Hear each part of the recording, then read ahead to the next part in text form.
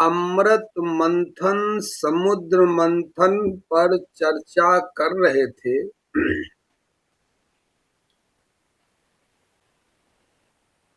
समुद्र मंथन माने अमृत मंथन संपूर्ण करने के बाद जब अमृत कलश निकला, इसका क्या अर्थ हुआ?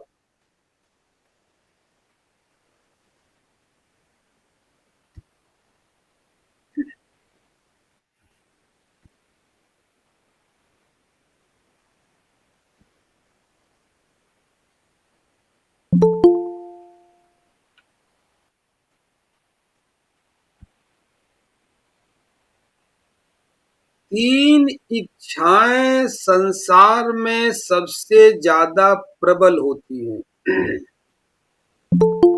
एक होती है लोकेशणा, हमको लोक में संसार में लोग जाने।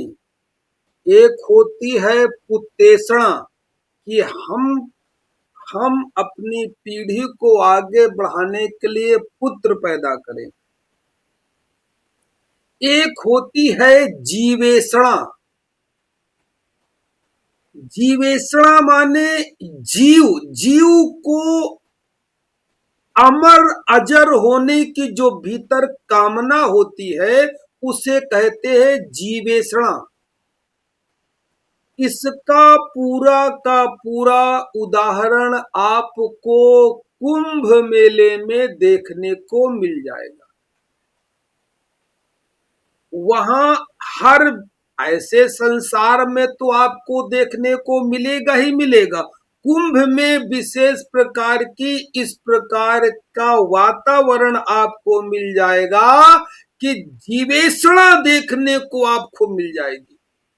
वहां आपको गरीब भी मिलेगा, अमीर भी मिलेगा, अपंग भी मिलेगा, बीमार भी मिलेगा, दानी भी मिलेगा, भिखारी भी मिलेगा, करोड़पति भी मिलेगा, अरबपति भी मिलेगा, खाकपति भी देखने को मिलेगा। मगर एक चीज सब में जरूर दिखने को मिलेगी आपकी कि जीने की इच्छा सब में है।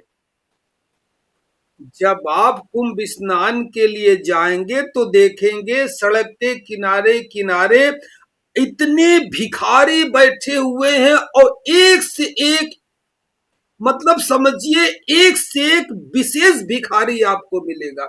ऐसे भी भिखारी मिलेंगे जिनके एक हाथ नहीं है, ऐसे भी मिलेंगे जिनके दोनों हाथ नहीं है, ऐसे भी मिलेंगे जिनके हाथ पैर दोनों नहीं है,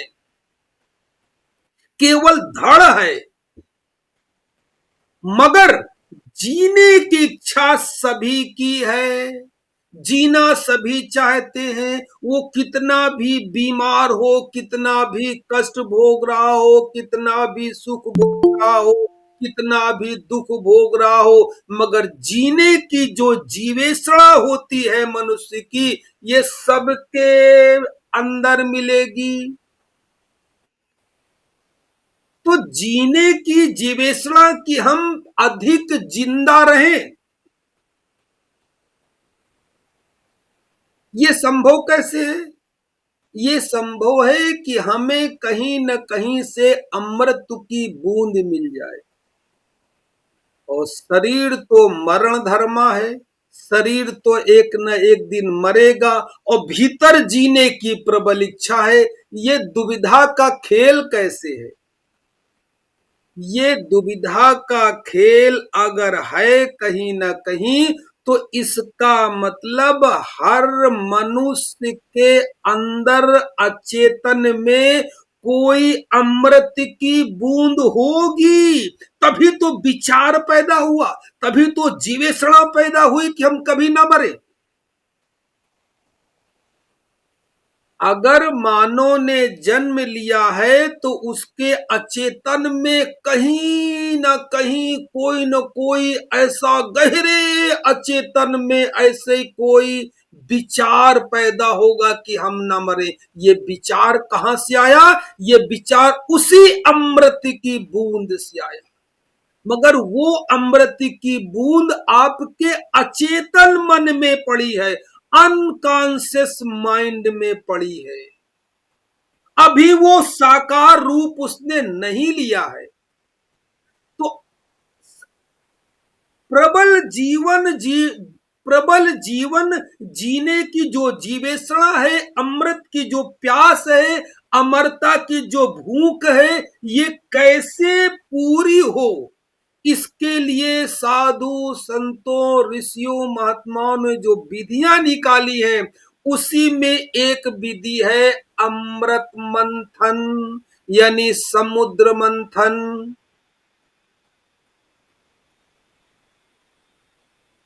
समुद्र मंथन ऐसा नहीं है कि कोई ऐतिहासिक घटना है।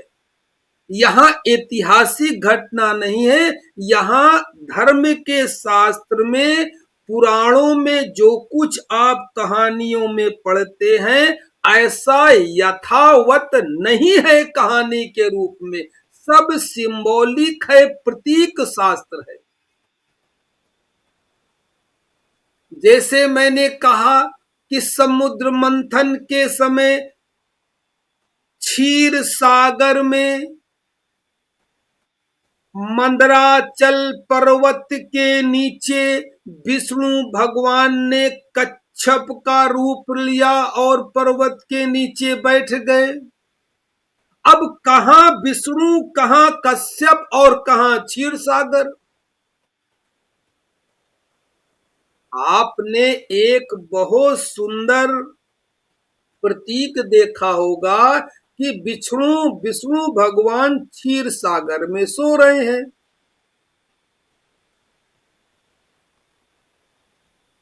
ये किस बात का प्रतीक है? जब मां के गर्भ में कोई बच्चा सोता है तो बिल्कुल इसी तरह रहता है।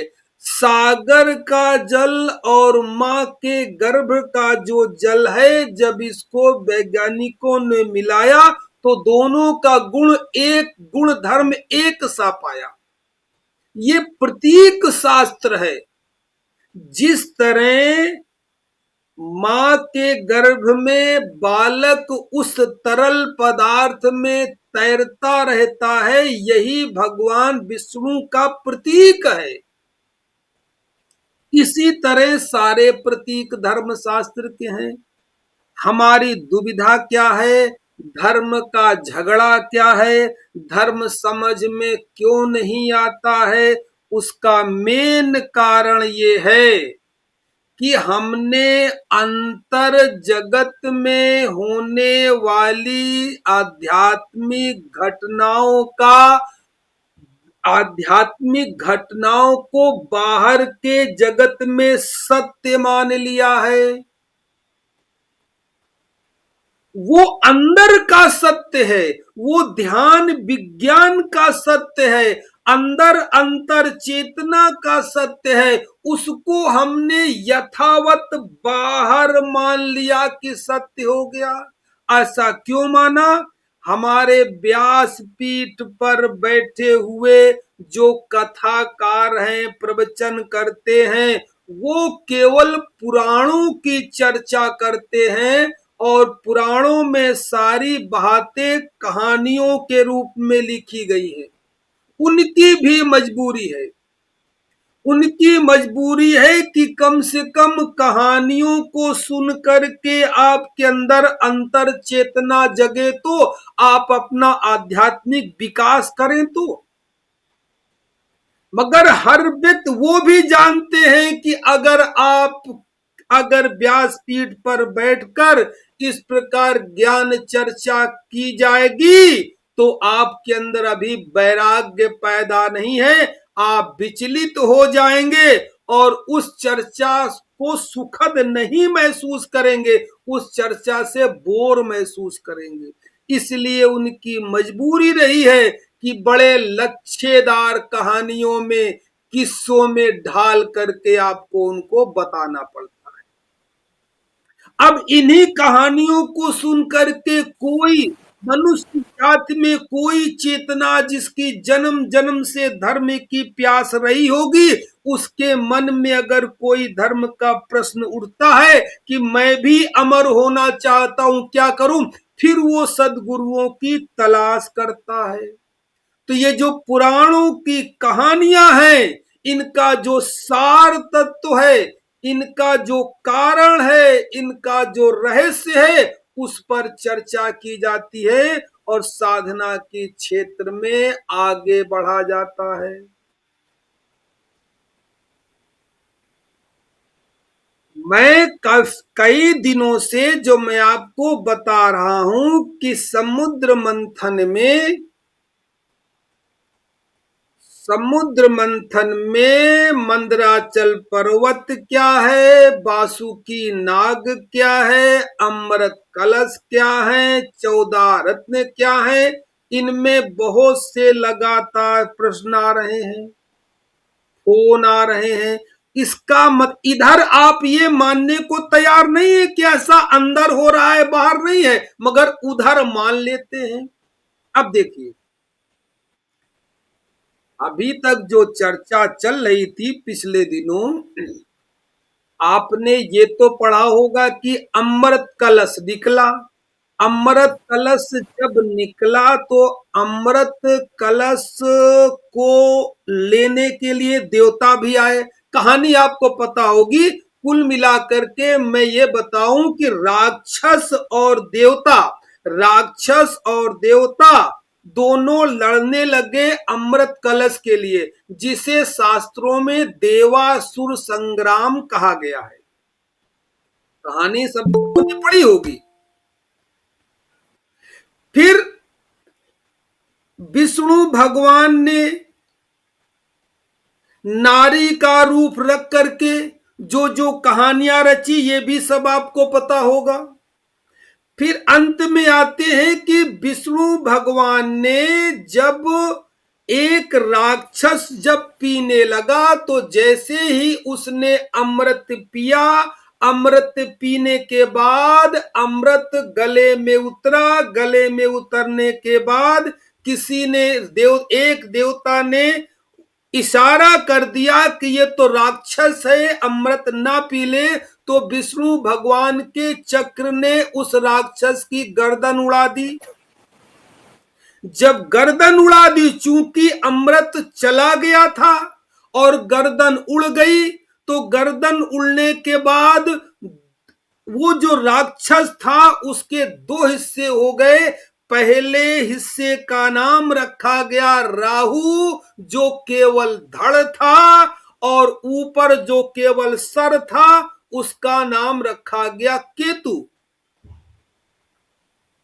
अब यहां से शायद आपके दिमाग में थोड़ा थोड़ा प्रेशर पड़े कि बात तो सही है, सब प्रतीक है। अब अब राहु केतु तो आपको पता चल गया कि विष्णु भगवान ने चक्र से गर्दन काटा, नीचे का धड़ हो गया राहु और ऊपर का धड़ हो गया केतु। इतना तो आपने समझ लिया। अब जरा इसको ज्योतिष के हिसाब से चलिए, इसको ब्रह्मांड के नक्षत्रों के हिसाब से चलिए।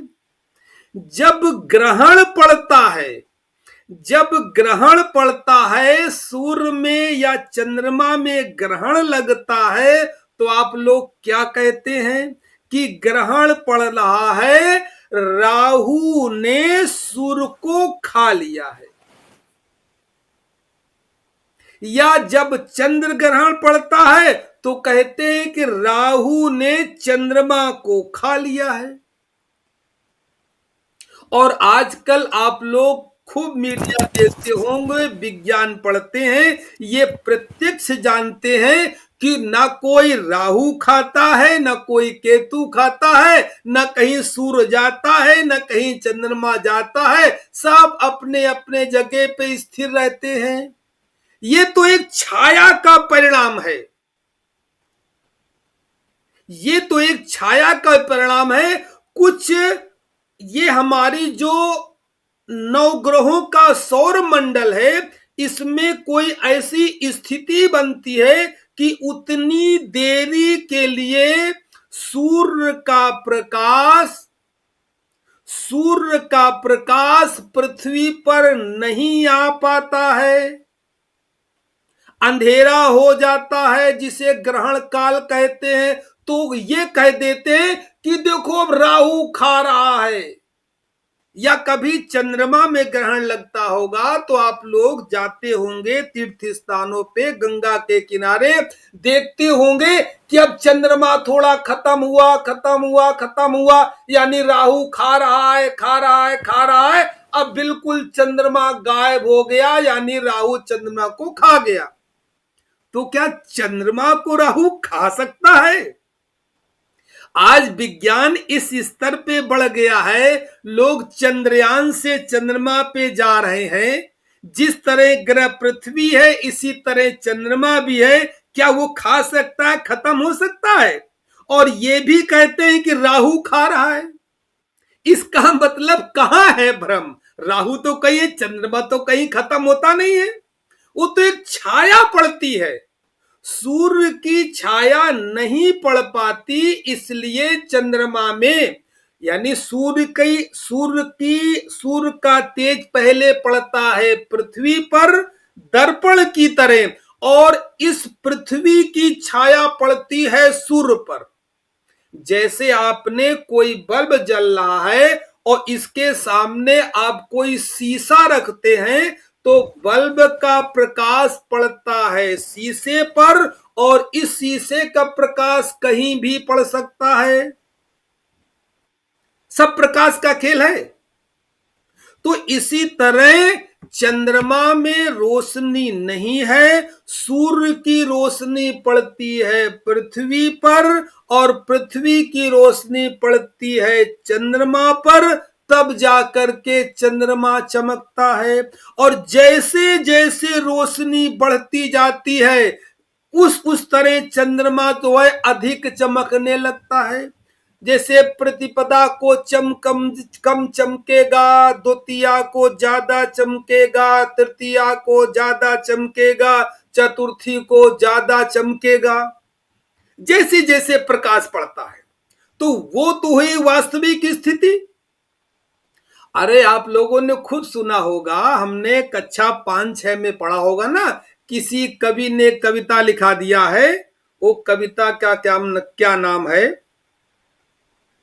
वो है ना, सिलवा दो मां मुझे ऊन का मोटा एक झिंगोला। चंद्रमा कहता है अपनी बात से कि ठंड की रात हो रही है, मां मुझे एक झिंगोला सिलवा दो। ये कहानी, ये गीत आप लोगों ने पढ़ा होगा। अब इस गीत पे तो आप हंसते हैं कि कवि ने मजाक में किया है। मजाक में नहीं किया है, वो सही करा। इसी तरह जैसे कवि ने मजाक में किया है कि सिलवा दो मां मुझे ऊन का मोटा एक झिंगोला, सबको याद होगी। सन सन चलती हवा रात भर जाड़े से मरता हूं, ठिठुर ठिठुर कर किसी तरह से यात्रा पूरी करता हूं। चंद्रमा मां से कह रहा है। तो उधर तो आपने हंसी मान लिया, और इधर जब रहस्यपूर्ण बात कोई पुराण का लेखक आपको बताता है तो आप उसको सत्य मान लेते हैं। तो वहां सत्य क्यों नहीं माना कि कोई चंद्रमा कोई कपड़े पहनेगा, झिंगोला पहनेगा? वहां तो आपको दिमाग में समझ में आता है, मगर यहां नहीं समझ में आता। यहां मान लेते कोई राहु केतु होगा जो खा गया होगा, और यहां प्रत्यक्ष विज्ञान कह रहा है सब छाया का खेल है। तो इधर जब राहु केतु को आप मानने को तैयार हैं कि सारा का सारा छाया का क्षेत्र है, सौर विज्ञान का जो सौर मंडल की गति है, उस गति के विभिन्न क्षणों विभिन्न परिस्थितियों का जो कि दो केंद्र बिंदु हैं, एक केंद्र बिंदु को कहते हैं राहु, एक केंद्र बिंदु को कहते हैं केतु। जब ये समझ में आ गया तो वो क्यों नहीं समझ में आता कि क्षीर सागर, मंदराचल पर्वत, बासुकी नाग, अमृत कलश, शिव का हलाहल बिस पीना, ये सारा का सारा प्रतीकात्मक भाषा है। ये क्यों नहीं समझ में आती? मोटी सी बात है, अगर राहु केतु प्रतीक है, वास्तविक नहीं है, तो वो भी प्रतीक है, वास्तविक नहीं। बस इतनी बात केवल समझानी है।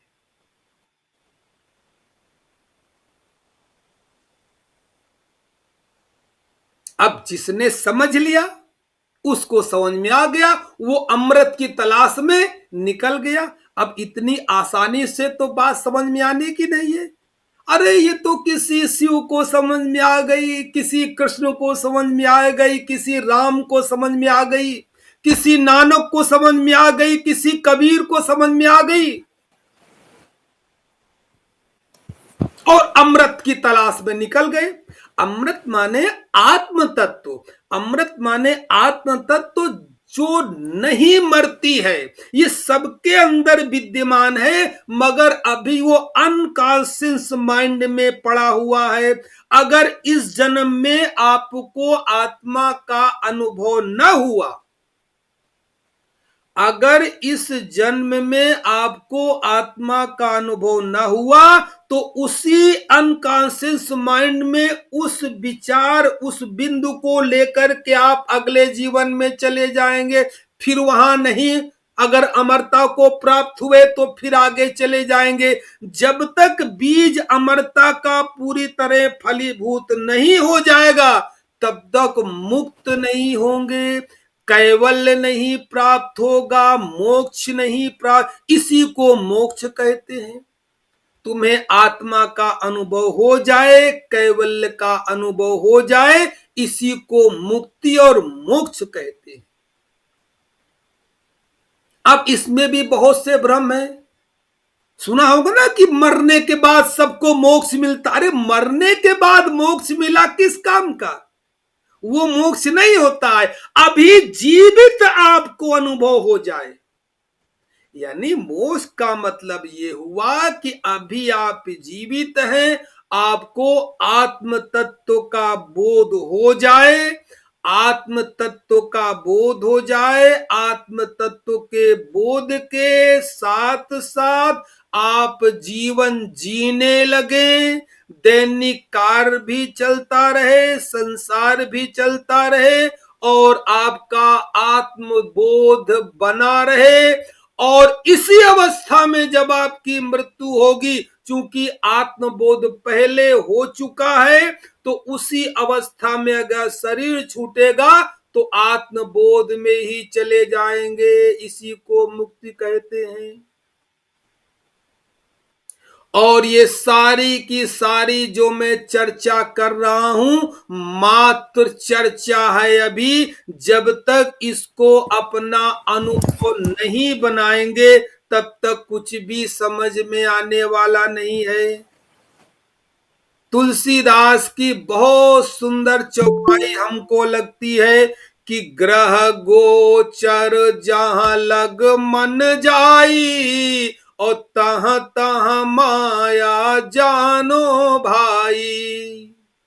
यानी ग्रह माने आकाश के सौर मंडल के जितने ग्रह हैं, गोचर माने जहां तक आंख देख सकती है ग्रह गोचर, और जहां लग मन जाई, जहां तक मन जा सकता है, तहां तहां माया जानो भाई। ये सब माया है।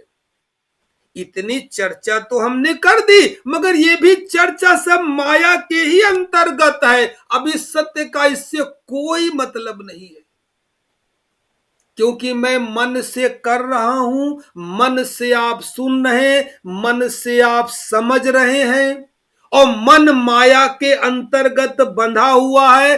तो मन से आप कुछ भी कह लें, अमृत कह लें, आत्मा कह लें, परमात्मा कह लें, स्वर्ग कह लें, नरक कह लें, शास्त्र कह लें, पुराण कह लें, वेद कह लें, उपनिषद कह लें, धर्म चर्चा कह लें, मुक्ति कह लें, कैवल्य कैवल्य कह लें, निर्वाण कह लें, सब किससे कहेंगे? मन से कहेंगे।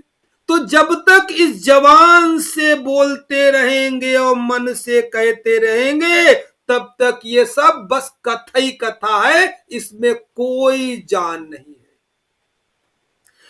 ग्रह गोचर जहां लग मन जाई, और तहां तहां माया जानो भाई। जहां तक ग्रह है, जहां तक आंख देखती है, जहां तक मन जाता है, सारा का सारा माया है। तो जब ये माया है तो ब्रह्म का अनुभव कैसे होगा? इसीलिए मैं कहता हूं मन को मार करके मन के पार जाना है। अक्सर मैं कहता हूं कि मन को मार करके मन के पार जाना है। जिस मन से इस संसार की व्यवस्था क्रियाकलापों को आप करते रहते हैं या धर्म की चर्चाएं सुनते रहते हैं, ये सब आपको भूल जाना है। भूलना नहीं बल्कि मन ही खत्म हो जाना है। ध्यान की ही ऐसी विधियां हैं जो आप ये बैठ करके राम राम राम राम राम राम राम राम राम राम राम नाम करते रहते हैं। ये क्या है? ये भी एक प्रकार के मन को मारने का उपाय ही है। ये पहला कदम है। आपने अक्सर देखा होगा, जब आप किसी बस में सफर पर जाते हैं तो जैसे यहां राम राम राम राम राम राम राम राम करते रहते हैं ना, और राम राम राम राम तय करते के नींद सी आ जाती है। नींद मतलब क्या हुआ? अब मन मरने को तैयार है, अब मन नहीं राम राम करना चाहता। मन कर रहा भैया तुम तो राम राम करो, मैं तो चला, और धीरे से नींद में सरक जाता है। ये केवल राम राम से भी नहीं होता है। अगर किसी बस में बैठ करके आप सफर कर रहे हैं तो अब तो भी आपने देखा होगा बस की जो आवाजें होती है ना, पो पा चिल्ल खड़ खड़ खड़ खड़ खड़ खड़ खड़ खड़, ये वो जो शोरगुल होता है उसको भी थोड़ी देर तो मन सुनता रहता है, सुनता रहता है। सुनते सुनते जब आपका सफर लंबा होता है, जब आपका सफर लंबा होता है तो उस सफर में लुढ़क जाते हैं, नींद आ जाती है।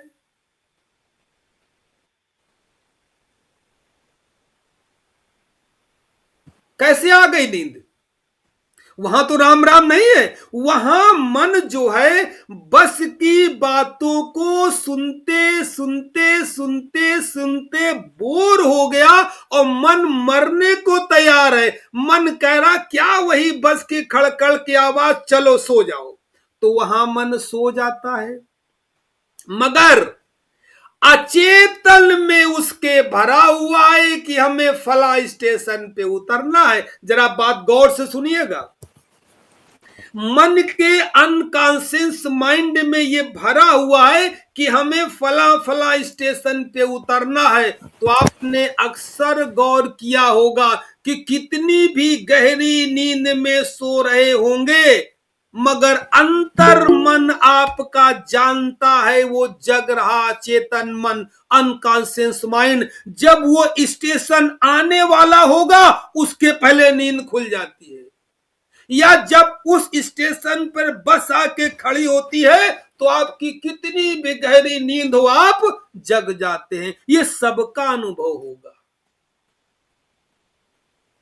तो फिर ये बात क्यों नहीं समझ में आती कि जीवेषणा जो है, अगर जीवेषणा व्यक्ति है, व्यक्ति अगर ज्यादा जीना चाहता है, और कोई जीता है नहीं, मरते सब हैं, अधिक से अधिक 100 साल सदियों से होता चला आया, नियम है कि 100 साल में मरेगा, फिर भी तुम जीना चाहते हो क्यों? कहीं न कहीं राज है, कहीं न कहीं अचेतन में, अनकॉन्शियस माइंड में अमर होने का बीज पड़ा है। अचेतन मन में जैसे तुम्हें फला फला स्टेशन में उतरना है, इसका बीज तुम्हारे अनकॉन्शियस माइंड में पड़ा हुआ है। तुम सो रहे हो और वो स्टेशन आते ही जग जाओगे। इसी तरह अनकॉन्शियस माइंड में अमर होने का और सदा जीवित रहने का जो बीज है अनकॉन्शियस माइंड में पड़ा हुआ है, उसी को आत्मबोध कहते हैं, उसी को अमृत की बूंद कहते हैं, उसी को शरीर के अंदर अनुभव करने का जो मार्ग है वो है ध्यान साधना। और ध्यान साधना में ही एक है कुंडलिनी जागरण परक योग साधना। यही तिरछे से समुद्र मंथन है। यानी समुद्र मंथन न कहें, इसे आत्म मंथन भी कह सकते हैं, अमृत मंथन भी कह सकते हैं। समुद्र मंथन, आत्म मंथन, इसी का नाम है। तो इतनी चर्चा सुनने के बाद इतना तो समझ में आ गया कि मन, जब तक मन से समझने का प्रयास करेंगे तब तक इसको नहीं समझ सकते। भीखा, एक संत हुए भीखा, उन्होंने कही है कि भीखा बात अगम्य की, भीखा बात अगम्य की, और कहन सुनन की नाय, और जे जाने ते कहे नहीं, कहे ते जानत नाय। ये जो जानता है वो कह नहीं सकता, और जो कह सकता है वो जानता नहीं है। इसको कसौटी समझ लीजिए, क्योंकि उसका, खूब कबीर ने कहा है कि जैसे गूंगे को गुड़ खिला दो, वो व्याख्या नहीं कर सकता, उसका आनंद तो ले सकता है, उसका व्याख्या नहीं कर सकता। इसी तरह जो अमृतत्व की धारा है, शांति की धारा है, भीतर जो आनंद की लहर ध्यान से मिलती है, जो ब्रह्म का अनुभव मिलता है, जो अमी झरत अमृत झरता है ऊपर ब्रह्मरंध्र से, इसका जो सुख है उसको कोई कह नहीं सकता, शब्दों में बांध नहीं सकता। अगर किसी ने शब्दों में बांध दिया है तो इसका मतलब उसको उसका अनुभव अभी नहीं है। ये अगम्य की बात है। बस करते रहिए, करते रहिए, करते रहिए, आनंद में डोलते रहिए, सार यही है। भीखा बात अगम्य की, कहन सुनन की नाय, जे जाने ते कहे नहीं, कहे ते जानत नाय। तो कुल मिलाकर के सार निकला, जब तक जितनी जल्दी हो सके इन बातों को, इन विचारों को समझ लीजिए। समझना बहुत जरूरी है, और समझ करके ग्रंथों को बंद कर दीजिए, सुनना बंद कर दीजिए, और जितनी जल्दी हो सके इनके अनुभव पे उतरना प्रारंभ कर दीजिए। क्योंकि जीवन बहुत लंबा दिखाई पड़ता है, लंबा होता नहीं है। अभी आप याद करें, आपको याद आएगा कि अभी तो स्कूल जाते तभी तो मेरा बचपना था, इतने बड़े हो गए। अभी तो नौकरी करते थे, इतने बड़े हो गए। अरे मैं सोचता था अभी तो मैं सर्विस में हूं, ये कहां गया, और देखते देखते भीतर वही इतनी उम्र हो गई। सबकी वही हालत है। तो जितनी जल्दी हो सके शास्त्रों को समझ करके गुरुओं के पास, सदगुरुओं के पास जाकर के बात को क्लियर कर लीजिए, समझ लीजिए, और समझ के जितनी जल्दी हो सके इस लाइन पे लग जाइए। और लाइन पे लगने का पहला सूत्र, मन को लेकर के मत बैठिएगा, समझ बाहर छोड़ दीजिए। इसको समझ नहीं सकते, अनुभव कर सकते, बुद्धि से नहीं समझ सकते, अनुभव कर सकते हैं। अरे मंदिर में क्यों, मंदिर के अंदर घुसते हो तो जैसे जूता चप्पल बाहर छोड़ देते हो, तो जब ध्यान में बैठा करो तो अपनी बुद्धि को, अपने मन को बाहर वही चप्पलों के स्थान पे छोड़ दिया करो। बिना बुद्धि के बैठा करो, होश लेके चेतना लेकर के, कोई बुद्धि का काम नहीं है, अनुभव का काम है। इसीलिए मैं ये कहते हैं ना, उल्टे सीधे क्या, ये कभी हंस रहे हैं, कभी रो रहे हैं, कभी गा रहे हैं, कभी चीख रहे हैं, कभी चिल्ला रहे हैं, कभी कीर्तन कर रहे हैं। हमारा कीर्तन, किसी कीर्तन भजन से कोई संबंध नहीं है। मैं आपकी मन को उस अवस्था तक पहुंचाने का प्रयास करता हूं जहां आपका मन मर जाए और आप खाली हो जाएं, आप शून्य में चले जाएं, एक हल्की सी शून्य की, निराकार की झलक आपको हो जाए, जहां समय भी शून्य होता है, विचार भी शून्य होते हैं। अब उस अवस्था में जाकर के समुद्र मंथन और अमृत मंथन करना प्रारंभ करेंगे। पहले तो बहुत से रत्न निकलेंगे। रत्न माने क्या हुआ, वही संसार में जो अभिलाषाएं हैं वो पूरी होनी शुरू होंगी। इसके बाद अंत में निकलेगा अमरस कलश, आप अमरता की ओर बढ़ते चले जाएंगे। इसलिए जब मैं कहूं भजन करें, कीर्तन करें, तो उसको, उसमें बुद्धि ना लगाएं कि इसको क्या होगा। अरे मेरे भजन कीर्तन का क्या मतलब है। कभी मैं कहता हूं हरे राम राम राम हरे हरे, हरे कृष्णा कृष्णा कृष्णा हरे हरे। अरे कहा, किस युग में राम, किस युग में कृष्ण, दोनों को मिला दिया, शोर मचा रहे, इससे क्या होगा। चिल्लाने से कहीं परमात्मा मिलेगा? मगर नहीं, मैं जानता हूं कि चिल्लाने से क्या मिलेगा। चिल्लाना एक प्रकार का, चिल्लाना, बोलना, कीर्तन करना एक प्रकार का एंटी वायरस का काम करता है। सारे दिन के थके हारे आए, दिमाग में सब बादरे शाम सब भरा हुआ है, विचार भरे हुए हैं, यानी दिमाग में वायरस भरा हुआ है समाज का। तो समाज का वायरस कैसे निकलेगा। अब सीधे आकर के काम धंधे से आंख बंद करके बैठ गए और बस बड़े, वो बहुत बड़े ध्यानी हो गए, तपस्या कर रहे हैं, आंख बंद किए बैठे अकड़े हैं, और पता चला भीतर सब मामला गड़बड़ है। कहीं मन शांत नहीं, विचार और ज्यादा भग रहे हैं। उनको शांत करने के लिए सारी क्रियाएं कराई जाती हैं। और जिस दिन आप तन्मयता से इन कीर्तनों को कर लेंगे, या कभी रोते हैं, कभी चीखते हैं, कभी चिल्लाते हैं, कभी शोर मचाते हैं, या जो कुछ भी कराते हैं समय समय पर, उनको जिस दिन तन्मयता से कर लेंगे, उसी दिन समझेंगे अरे ये भीतर क्या हो गया। समाज का जो वायरेशन था, जो एक प्रकार का समाज का वायरस भरा हुआ था विचारों का, ये सब खत्म हो गया, खाली हो गया, शून्य हो गया।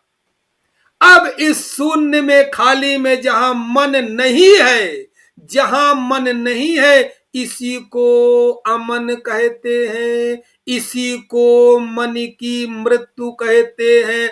अब आप उस स्थिति से तैयार हैं कि आप समुद्र मंथन, आत्म मंथन भीतर कर सकते हैं। तो चलिए, आज समय काफी हो गया, आंखें बंद कर लीजिए और मन को मारने की तैयारी कर लीजिए। आज मन के मारने का सूत्र रहेगा ओंकार नाद, ओंकार का जप। इसको ऐसे करें, ऐसे करें, भाव में बैठ करके करें। भाव प्रधान होती है साधनाएं। अगर मेरी बात समझ गए कि कैसे बैठना है, अकड़ करके नहीं बैठना है, अहंकार से नहीं बैठना है, सहज रूप से बस बैठे हैं और कर रहे, मन का कोई सवाल नहीं। अगर चेत गए तो पल में, संतों ने कहा है कि अगर बात समझ में आ गई पल में, चेत गए तो पल में, और नहीं तो जन्मों जन्मों में नहीं। तो चलिए, आराम से बैठ जाइए, श्वास भरिए, रीढ़ की हड्डी का ध्यान करिए, कछुआ बन जाइए। सर्वप्रथम संसार जो क्षीर सागर है वो मेरा ही ये संसार है जहां हम रहते हैं। इसमें क्षीर सागर, यही जो संसार है यही क्षीर सागर है जहां हम जीवित हैं। और इसमें क्षीर सागर में पहले कछुआ बन जाइए। कछुआ माने समस्त इंद्रियों को सिकोड़ करके भीतर बैठ जाइए। यहाँ इंद्रियों का काम नहीं है, ये इंद्रियातीत है यात्रा। अब धीरे से रीढ़ की हड्डी का ध्यान करेंगे, यही मंदराचल पर्वत है। अब मंदराचल पर्वत पे पहले आराम से चढ़ना सीख जाएं, मंथन तो बाद में करेंगे। बासुकी नाग को बाद में चलाएंगे, पहले तो इसको मंदराचल पर्वत पक्का कर लें। पूरी श्वास नाक से भरें और मुंह बंद करके नाक से श्वास भरेंगे और महसूस करेंगे कि ऊर्जा ना मूलाधार चक्र पर इकट्ठी हो गई है। फिर उसी तरह आ ऊ मा के द्वारा कंपन पैदा करेंगे और रीढ़ की हड्डी के ऊपर उठती हुई ऊर्जा को महसूस करेंगे, यानी पूरा मंदराचल जो पर्वत है इसका अनुभव कर लेंगे ऊर्जा के रूप में। इसके बाद समुद्र मंथन पर निकलेंगे। रुको जरा, कुंभ जा रहे हो क्या? इस पूरी वीडियो को सुन करके अगर कुंभ जाएंगे तो कुंभ का पूरा फल आपको मिलेगा।